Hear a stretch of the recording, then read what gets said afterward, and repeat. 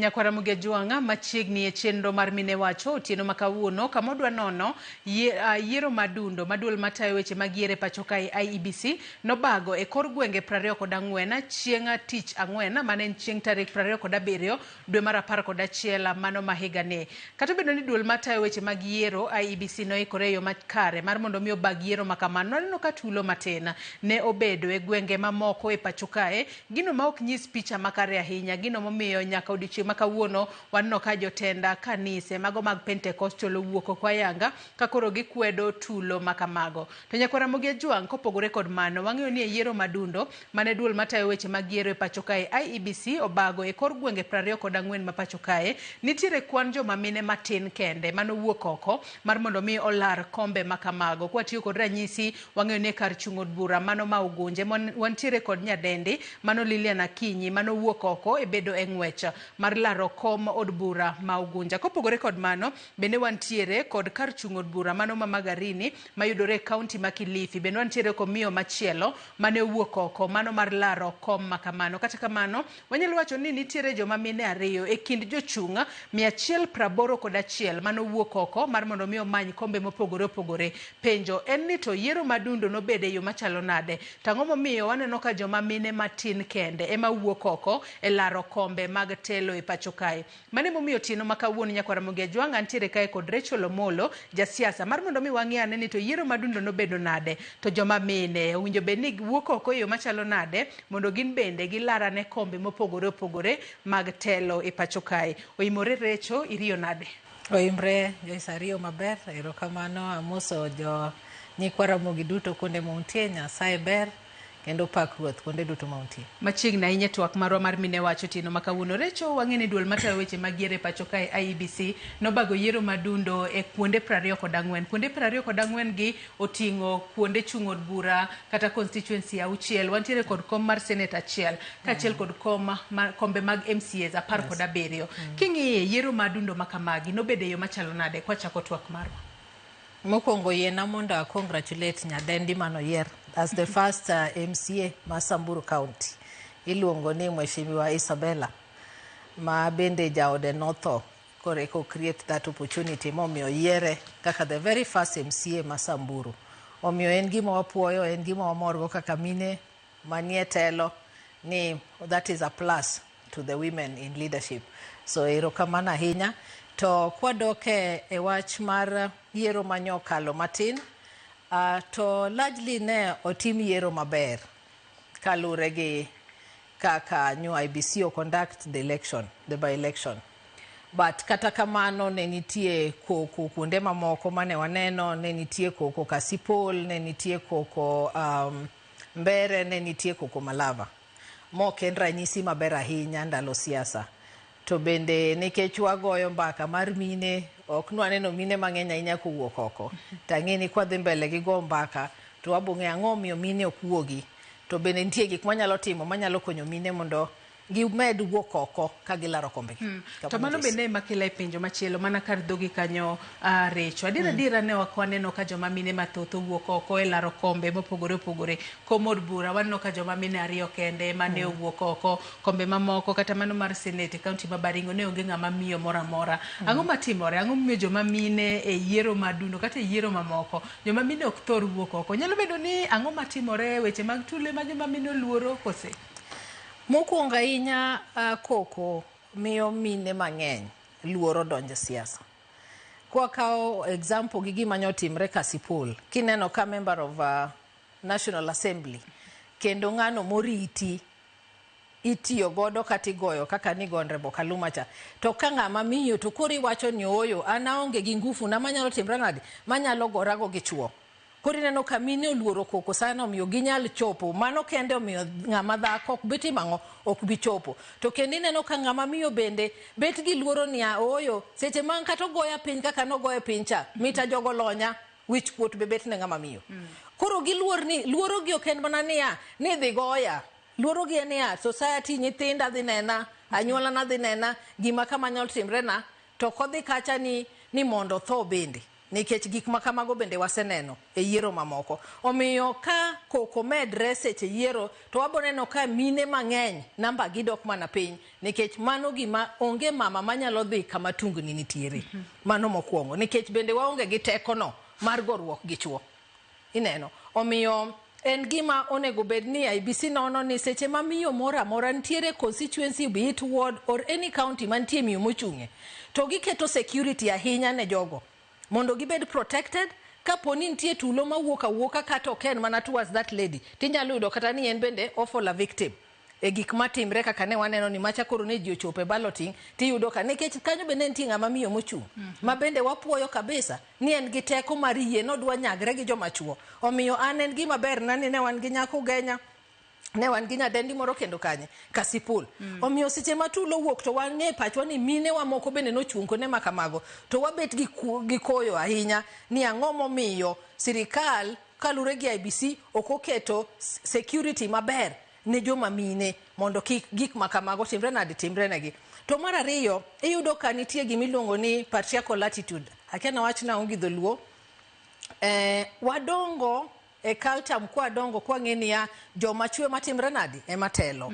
Koro iyudo ni mondo igol kata ng'ama miyo mondo dhi ogone miyo wadgi ombulu bet matek ahinya nikech wacho ni koro mama ni ema dwa telo ne chuo kata mama ni ema dwa telo kamano. Culture makamano Recho inyalo loke yo machalo nade. To nyalo bedo ni wach ma kinde mathoth wachore ni joma mine e wasik joma mine moko gino tiyo gadiera kosango matimore. Riwacho kanyo ni mar mondo mi gol ng'ama miyo dhi olut ne ng'ama miyo wadgi ombulu seche moko nyalo bedo matek. Ang'ati bedo matek nikech kaka society is construed kata kaka wadongo waneno ni seche duto kata kinene class chon en gana ni prefect en mang'adi chuo.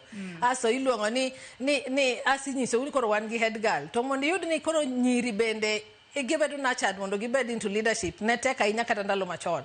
But gimonego tim mondo gik machalo kamago obed ni gin things of the past. Nitiere program makata party wanigo miluongo ni he for she. Matini ni wabet gi engage more men mondo gi support women in leadership. Gine magiwuok oko kacha ka giwacho ni oyo mama ni nyalo telo maber. Nikech kito kata nyathine no gomb tiyo kama kamano ni bodwaro bet ang'o, odwaro bet MP, odwaro timo kama. To kibet ni wuone misego ni oyo ng'ama dhako ok nyal telo. To kendo kata nyathini machieng' moro dino telo, bende timo nade? Ikethone ngimane. Omiyo gimonego watim maduong' ni wa engage more men mondo giwuog oko gi support women in leadership. To kendo gi mar adek ma kendo hinyo mine ahinya. Eni mine wa bende wasebet ka waonge gi omenda moromo. Akiani mane the right word. We don't have the financial capability or capacity to pull a kind of election. Mine no kata nika sipulcha. Mondo ng'ama miyo tim kamano ok yot ahinya. To mana ka bende ni koro wamakre gi jomoko moyie support women in leadership. Tinyalo yudo ka ng'wejgo bende beta mayot nwa. Omiyo eni koni waneno ni waonge omenda. But koni bende network ma mondo ang'o kel no omenda ni kata mondo mi wa support nikech ibo yudo kata ka dichuo chung ti yudo ka nitie chuo mowuok awuoka gidhi support ne masira ng'enyne to gisira ni ging'e ni kiny to nitie gima dwaro kuom ng'ani ti yudo ni ka en mame mochung to chuo luor mokuongo gi luor nikech idhir nyarawila ahinya bende jopiny chako ng'iyi gi wang' mopogre ni to dihero jaod jabungu ni nade Omiyo kasin be koro nyalo bet kaluor ni to jogi okwako mama jaoda nade. Omiyo en gimonego wuogi joma chuo sana ni gi accept ni kata joma mine. Bende Nyasaye omiyo kipawa mar timo mar telo noganda. Waneno ka nyawang'ae timo tich maber kabisa. Kata anobuoga kana neno kimo campaign mane governor timo. Momiyo wayudo loch. Kunde mane seche moko ok nwang'e kata nwanyalo de loch. Omiyo en a good example ni joma mine bende komi opportunity gi support magi need. Tang'o matimre kara gibe ginyalo kelo telo. Nikech yudo ka network ni kata seche moko wa political parties bende nitie nyadendi mochung' to nikech gise identify ng'ama dichuo. Koro yudo ka in week nikech support cha duto dhine ng'acha. Koro kata ni in ga beta candidate to lose on the ground niya support duto timne nade ong'inga machielo. To ideally wan oganda wa wane mwahinyre nikech seche mwa lose good leadership kata ng'amu yiero no endo mana dhi kethonwa nikech waseneno ndalo duto koywak ni jotelo mane wayiero jotelo mane otimre nade taparo ni wan bende kaka leaders onego bed ni wang'iyo niya bende leaders mowuok oko gi duto bende nitiere kata miyo moro mwanyalo mako bade malokre dhano nikech mane gima ne babo timo gi Southern Nyanza emomiyo kawuono we pride ourselves ni wan gi jowabunge ma single constituency 4 to the same county wane kata gi mine 3 motelo bede matieni ni Homa Bay alone we have 7 women leaders to siachwa kato kata chiel in fact we only have Obaka you know when jaud bura mar county masia woman rep and that's it we shouldn't settle for that en manani seche mimako lwet nyadendi moro muneno ka Nyasaye bo gwedho gi teko ni e kinde to mane kaka wabe wadhi develop gi to kok wadwa mentor women kok wadwa konyo gi mondo gi come up to wabo beta ni wayuaka yoka na ng'omio no kwa yudo mine mang'eny Siaya ang'omio no kwa yudo mine mang'eny Kisumu ang'omio no kwa yudo mine mang'eny kata Kenya nzima ten mana ni ang'oma timre ok dwa mak badgi to wang'e maber ni nitie places ma political parties are very dominant to seche magin kamano no matieni jopiny ok ng'i kata niya Nyarawila ni nyalo tiyo maber or not ging'iyo ni we wa support party marwa to Rachael wacho kanyo ni nyalo bedo ni joma mine oluora mar mondo mi owuog oko bede yiero madundo kata yiero maduong' kalo ni seche moko nyalo yudo ni itiyo kod ranyisi makare ni kata tulo maendo wuok e county ma Homa Bay mane kar chung'o od bura maka Sepol seche moko ng'ama miyo nyalo luor ni yawa tulo makamano komaka ka gora piny to seche moko chal mar ngimana kata security mara ok nyal bedo e yo machalo nade kinde modhi mbele wang'e ni higa mar 2027 ema bende wabobedo kod ting' mano mar neno ka joma thoth bobedo ka wuok oko ere kaka inyalo lok campaign ma pacho kae mar mondo mi lieto doga ne chien mondo joma mine bende kik luor ni kodhi e campaign kacha kata kodhi e kisera mar ombulu seche moko tulo nyalo wuok ere kaka kata dul mata weche magiere pacho kae IBC nyalo konye duoko chien liet mar siasa kata mar campaign ma nitiere ga e pacho ka mondo ng'ama miyo kik luor kodhi e kisera mar ombulu to ng'e maber ni security mara kata rita mara bro bede yo kare inge shida ma wan go Kenya kaya hinya to ni we lack even laws laws are there in plenty ten mana ni implementation of laws gi ema shida Elections Act ni kanyo maka ntiere offense moro mitimo ikelo kata tulo kata timo gik makamago onego beni ng'ame mako mondo i act as an example to jo machung' moko manyalo timango manyalo kelo tulo tiyudo ni ng'ato chung' okelo tulo kata kapoko chak election to mae ng'ama IBC dhi timo nade dhi puodho mondo dhi ochung' matine ni gin bende the hands off to en gima wacho ni seche moseketi as an independent institution kaka IBC tiji maber en ya before election during and even after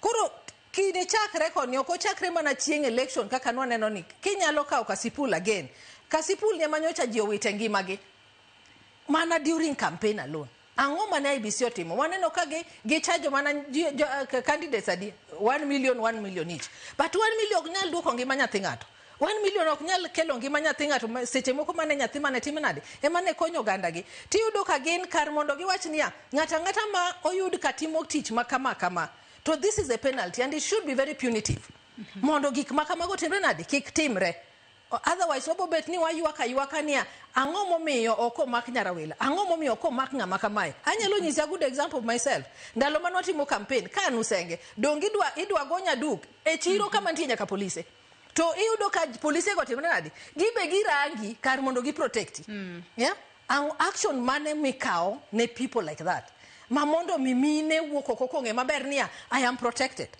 nikech wan seche go waonge gi polise to jomi context against magin sitting members of parliament gin gi security that's the difference makata ka tulo moro wuok tineno ka ng'ato timango golo bundene omiyo nyaka IBC take stand action against such people ko yudi niya in aspirant to kidhi gi chike manondiki to then ogoli yoko kata political parties bende ko yudi ni in gi candidate ma ok en ng'ama oriere tir gi chike mag election ng'ama kamano nego bed gitimo nadi giwacho ni in koro kwanyal timine ndio kwanyal supporti mondo gikawa another candidate wadongi dak achiel kende to tieko twak mar otieno makawuono Recha anno ka janno amoro ka ochwalo ote ongisa ka ni penja ni Recho ni to en gi pache en mane ahinya to on the push for 2/3 gender rules which suffered a setback severally openjo ka ni is there any need to fulfill as part of making women leadership achieved Kachel kod wachni mogik. Nyoro, in fact, we are watching in this particular regime.